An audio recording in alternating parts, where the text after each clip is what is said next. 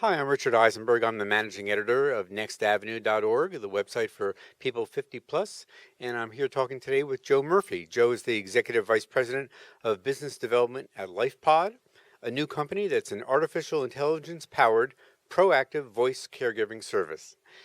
Before we talk about the importance of giving voice to family caregivers and caregiving professionals, I want to set the stage a little bit.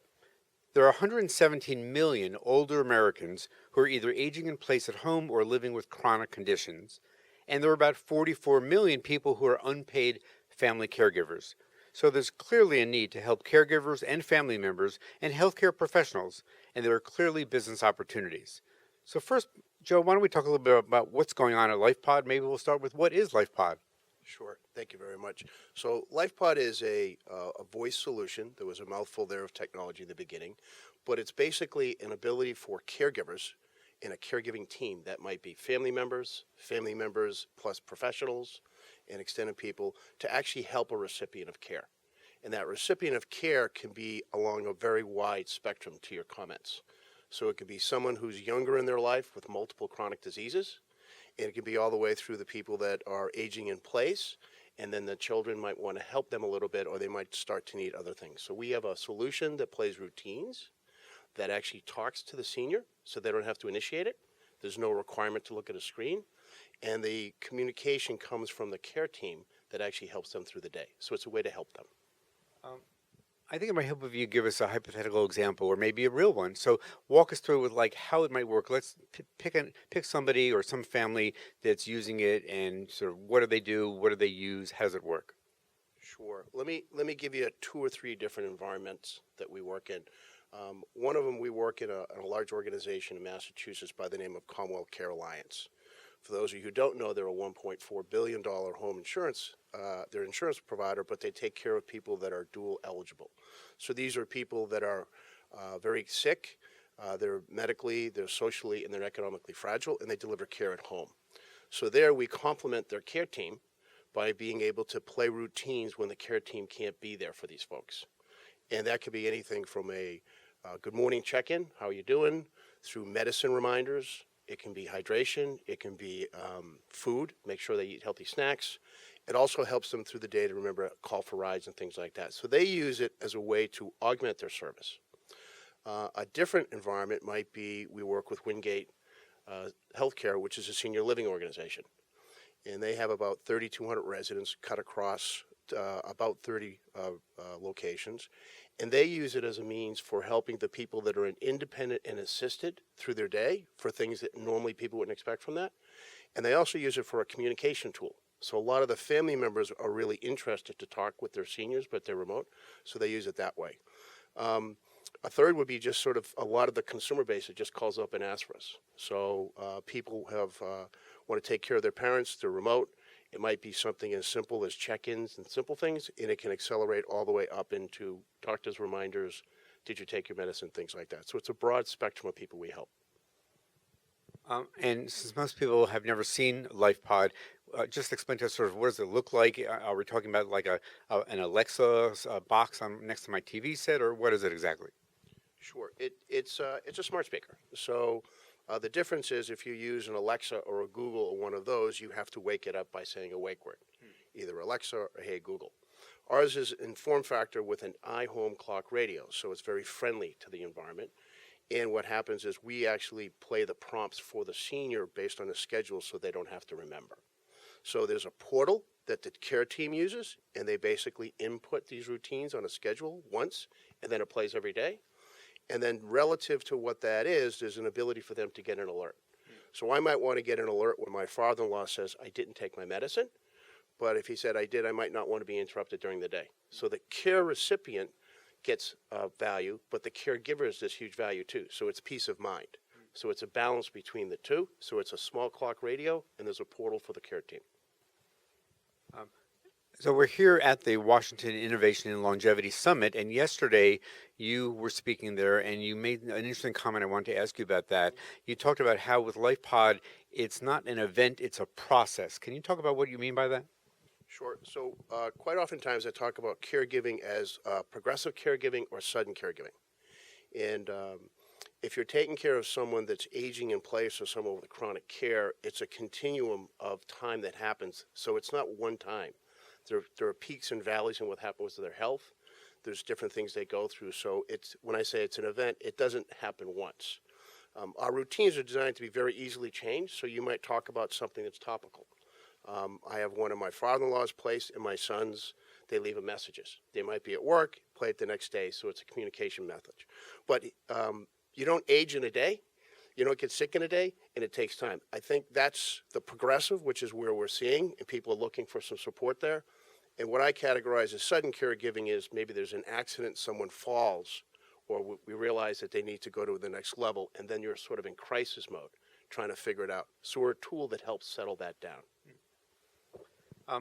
And something else that seems interesting about it, and I don't know whether this is unique to Lifepod or this is very common these days, but the idea of personalized alerts. So my understanding is like you could say, remember to put the mail in the mailbox, or don't forget to take a walk in the hallway today, or things like that. Talk a little bit about the personalization idea. Sure. So people aren't really equipped to deal with how to write a speech dialogue. That's not really what caregivers are thinking about. They're thinking about how do I facilitate care for the care recipient. So we have a template. So as an example, you could put in a medicine reminder, and that's all templated for the caregiver. But they may want to put in, Dad, we had talked to, Mom, we had talked to your Dr. Smith, and we agreed you can take the medicine. So that little simple change, which is 3 seconds to do, makes that customized so that the recipient of care believes that's their daughter talking to them. So the power of that is what we call the trigger point to motivate the care recipient to do what the caregiver is trying to do with them in a very nice personalized way, as opposed to a robotic answer all the time. Social isolation. Social isolation is a big problem for many older adults, and I wonder how you can explain how AI-powered technology can be helpful in that way to keep people from feeling alone. Sure. Just to comment on AI, all speech is artificial intelligence, and all speech will fail at one point. It's about how you do it gracefully. So the idea is, just like in a conversation, if you make a mistake, you would recorrect and you would redirect people. So the AI and the way it helps social isolation is we speak to all of the people between 8 and 12 times a day. And this is very meaningful for people that might be by themselves in a recliner watching TV, or someone who has chronic care conditions and doesn't have any mobility, so they're at home all day long. So it's through the day, and it's not just medicine reminders. So a thing we talk about, if you were sitting with someone for 12 hours, you wouldn't just say to them 3 times a day, take your medicine and not talk. You might say, we want to get a drink of water, want to watch a show. You have a doctor's appointment coming up. And that's exactly how the caregiver uses the tool, and that pierces social isolation for people. So Dr. John Longnane actually quoted in an article that he believes we're the antidote for social isolation. So we're now trying to figure out how we can actually put some metrics around that to give some validity to it. Now, you just launched about a month ago, so I realize it's new, but tell me where you're finding your users, and also what are you starting to hear from people who've actually been using Lifepod? So the users come in the categories we talked about before.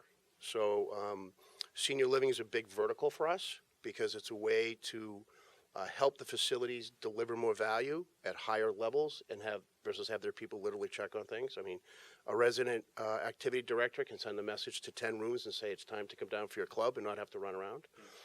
There's also the communication with the family that's very, very strong. And we have a lot of people in the senior living that are doing that. Wingate, which is what I talked about. Commonwealth Care is actually really interesting because they're trying to do it in a public pay environment. And we talk about the Washington things, and they have very tight financial constraints on what they can do. So in their case, we're able to give them a value where they can do it, augment care, and kind of get it to there.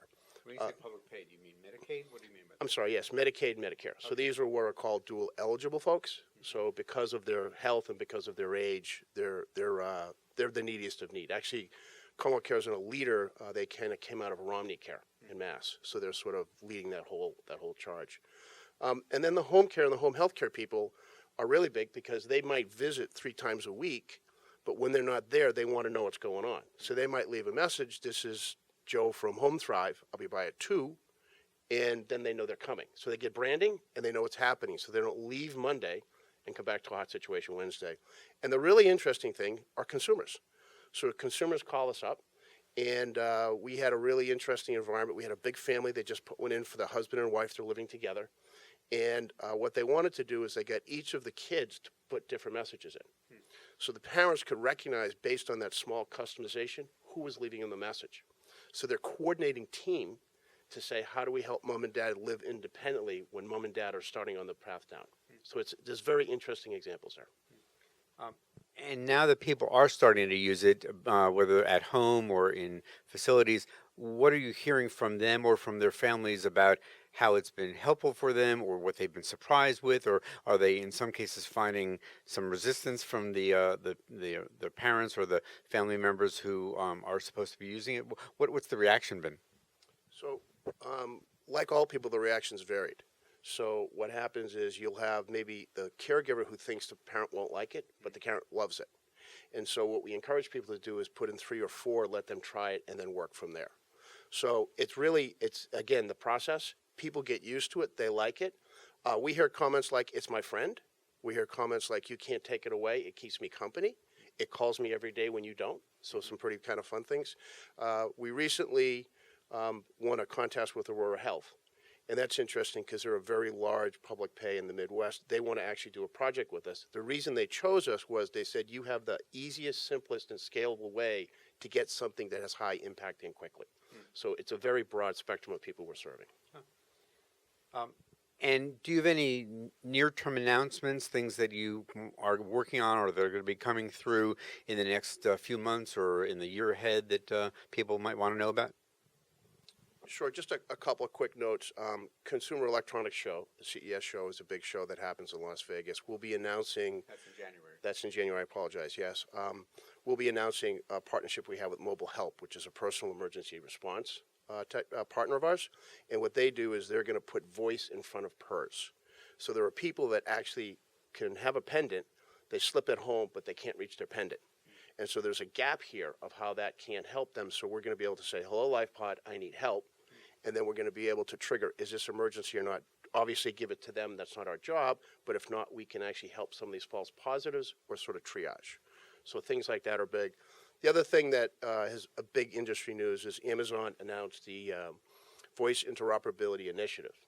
And this is where Mr. Bezos has said, we think that people should use multiple different types of virtual assistants as opposed to just one, because they're all silos now. So they see us as a special purpose virtual assistant for caregiving, which can be very complementary in the same device to their Alexa smart speaker. So there's an industry blend here that's happening. So those are a couple of big things that are on the horizon. Great. And then the last question, we're in Washington, D.C., so I have to ask about Washington. How will Lifepod be working with government agencies to develop and sell the product? And will they be Medicare and Medicaid? Will it be the Veterans Administration? What do you think the connection is going to be between Lifepod and the government? Talk about a process. Huh? That's a long process. So we're working with, as I mentioned, some public pay environments now that are sort of leading in front of us. And so we don't have the lobby power yet as a small vendor to do that. So we plan to work through them to do this. We believe that between Medicaid, Medicare, and public pay, it needs to be reimbursable. And we believe when you start to get to private pay or the Medicaid advantages where you have the large insurance vendors, they have optional funds where they can do this because we believe we can show significant outcomes of care. So that's where our path is in the short term. So just so I understand, so you're thinking that maybe in the next few years we might start seeing some Medicare Advantage policies offering this as a supplemental benefit that people might get reimbursed for? Is that what you mean? Not my job to say that, but if you follow the CMS rules, they have different RPT codes that allow that. And then there's going to be an ability for people to have things that can be covered under that, how they choose to individually do that. But we believe that that's what's going to happen in the short term.